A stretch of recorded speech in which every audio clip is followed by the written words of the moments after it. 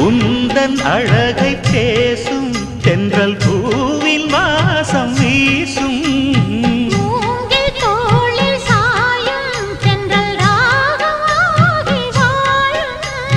கலையும் கூந்தல் கோலம் சொல்லும் மோக பூங்கதை